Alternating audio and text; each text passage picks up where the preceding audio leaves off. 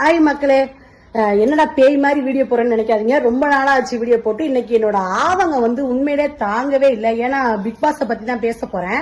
நேத்து நடந்த எபிசோட நான் இன்னைக்குதான் பார்த்தேன். என்னால ஜீர்ணிக்கவே முடியல. இந்த வீணா போன கமுர்தினும் இந்த வீணா போன பார்வும் செம்ம காண்டாகுது மக்களே. எனக்கு அவ்வளவு ஒரு கோவம் வருது. எனக்கு என்ன பண்றதுன்னு தெரியல.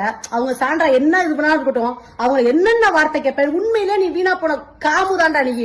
எனக்கு செம்ம காண்டாகுது ஃப்ரெண்ட்ஸ். அவ்வளவு கோவம், அவ்வளவு ஆத்திரம் வருது. தயவு செய்து நீ உள்ள மட்டும் அனுப்புனா 2 பேரையும் தரத்தரன்னு இழுத்துட்டு கூட வந்துருவேன். எனக்கு அவ்வளவு காண்டு. எனக்கு இந்த வீடியோவை பார்த்துட்டு அப்படி பிடிச்சி தள்ளி விடுறா. நீ ஒரு பொண்ணு தானே, எவ்வளவு அக்கிரமம் பண்ணிக்கிட்டு இருக்க நீ வீட்டுல இருந்துகிட்டு.